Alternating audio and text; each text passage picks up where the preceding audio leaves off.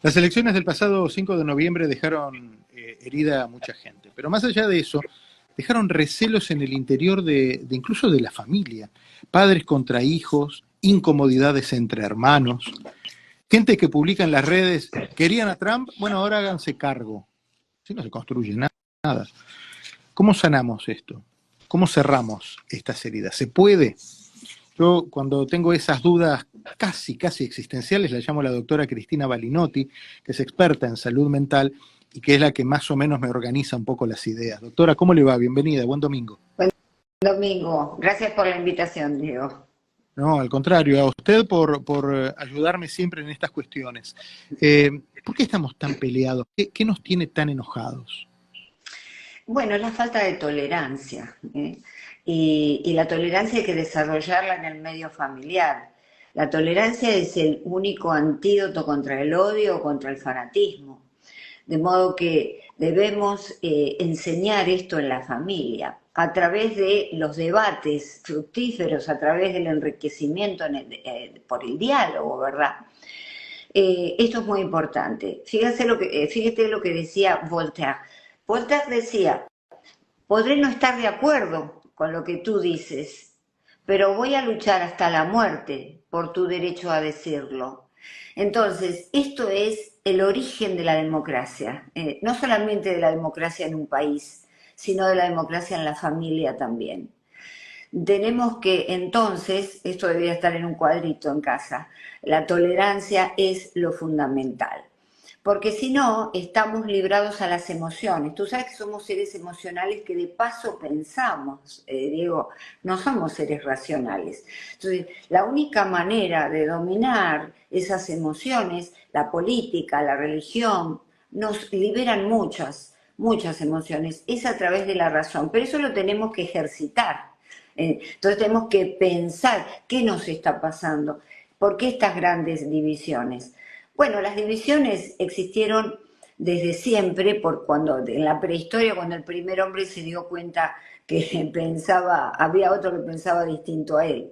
Pero entonces, cuando nuestro cerebro se fue desarrollando, adquirimos justamente la capacidad de poder manejar esas emociones tan violentas que despierta Uh -huh. desgraciadamente la política y la religión también. Entonces, el diálogo en familia es lo que puede rescatar. Esto es una vieja fórmula, una fórmula que la he repetido varias veces, pero que se comprueba fácilmente. Cuando en lugar de pelear y de enfrentarnos, debatimos sin celulares, sin la televisión, sin estar...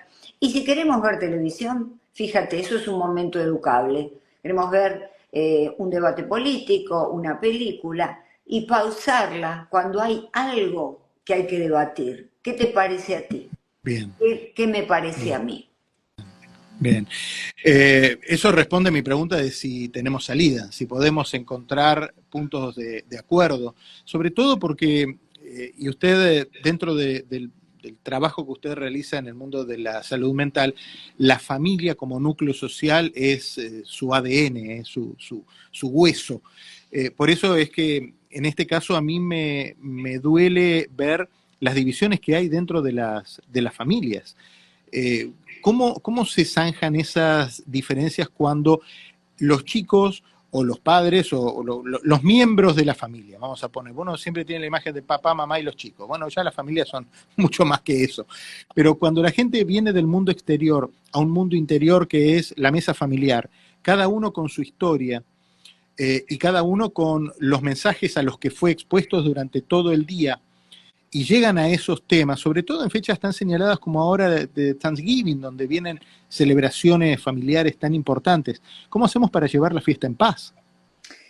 Claro, de nuevo, es bastante difícil si venimos de una familia en la cual todos peleamos y dirimimos nuestros problemas Claro. así. Nos queremos, nos amamos, pero nos peleamos, nos insultamos. Es más difícil. En este caso, tenemos que asistirnos con algún psicólogo, algún personal de salud mental, alguien que realmente pueda guiar a la familia hacia una salida mucho más pacífica.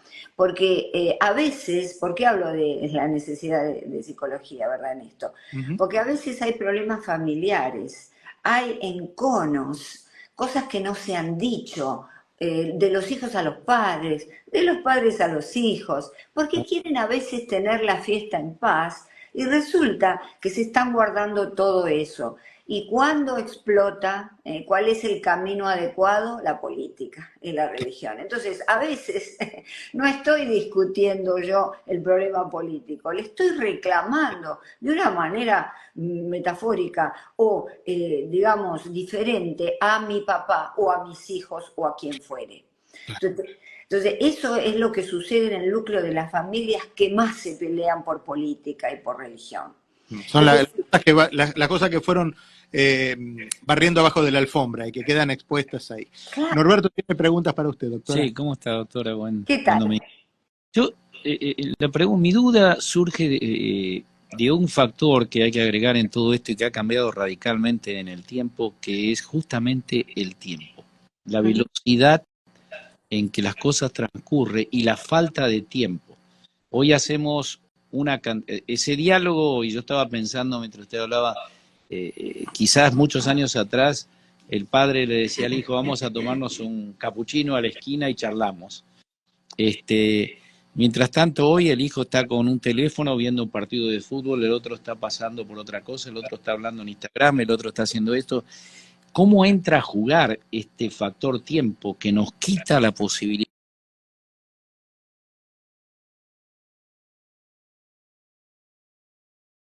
Yo, para que me presten atención, tengo que gritar. En este caso, tengo que insultar, tengo que... No escuché la última.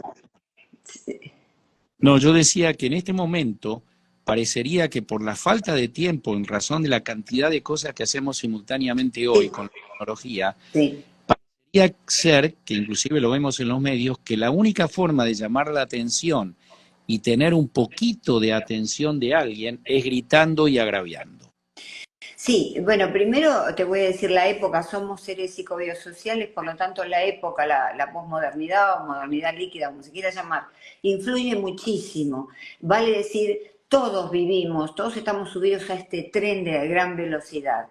Pero no culpemos a los hijos, porque somos los padres, ¿no? Los adultos, los primeros que estamos pegados al celular.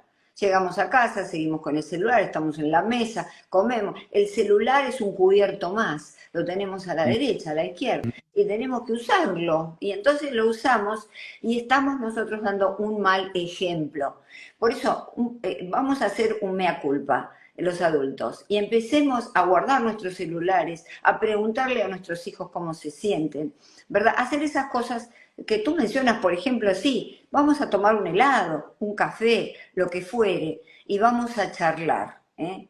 Darle la posibilidad al hijo de escucharlo. Antes decía, bueno, acá habla mamá y papá y vos no hablás, ¿verdad? Eso es lo que se decía.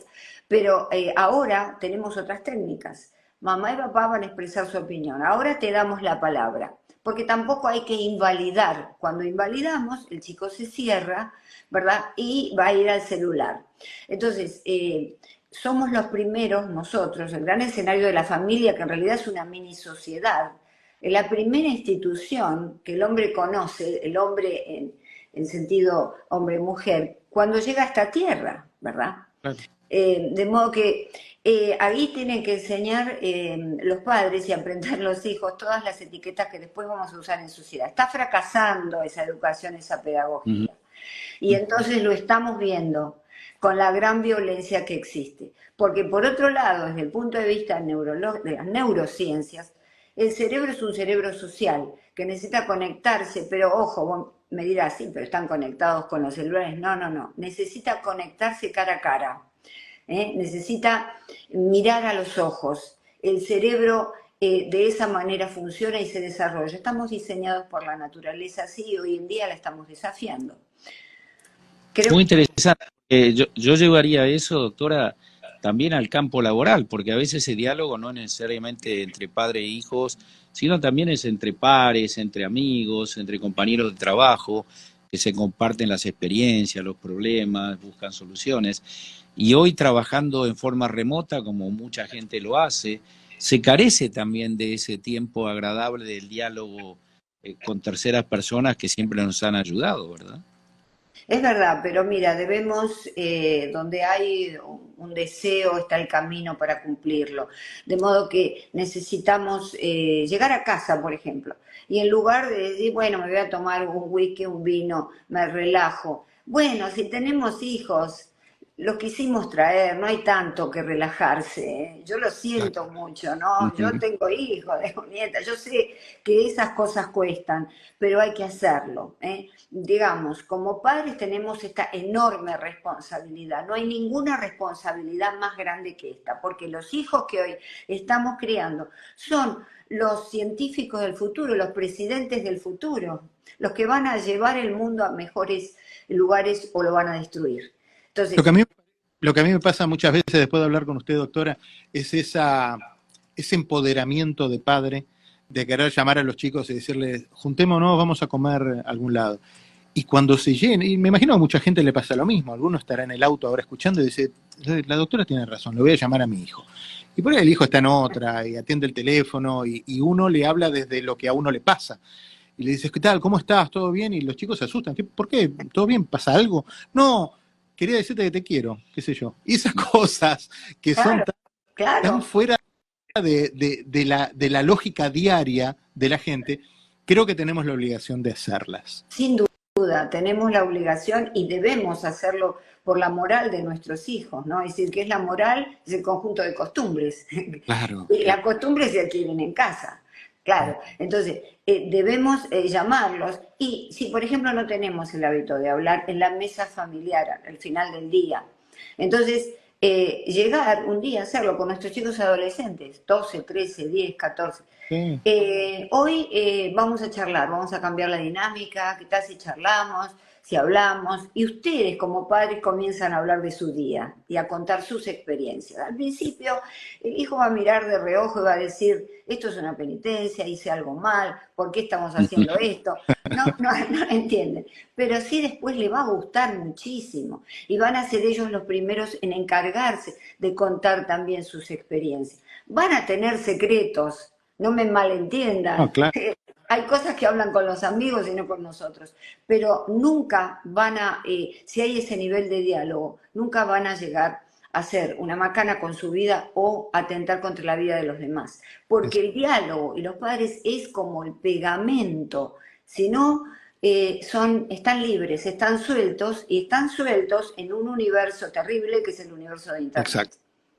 Bueno, y a propósito de eso, en la época de la pandemia se había puesto muy de moda algo que decía que un amigo le decía al otro, vos sabés que ayer me quedé sin internet y bajé a almorzar y me encontré con un montón de gente que viven en mi casa que son de lo más buena gente, me dijeron hijo y todo, me dieron de comer. Era como la manera que tenían los chicos de reconectarse con la familia. Es verdad, es verdad. Le mando un beso, la quiero mucho y le agradezco mucho siempre la gentileza que tiene conmigo. No, un abrazo grande, Diego. Muchas Hasta gracias. cada momento. La doctora Cristina Balinotti, que nos ayuda siempre a entender dónde estamos parados en el mundo.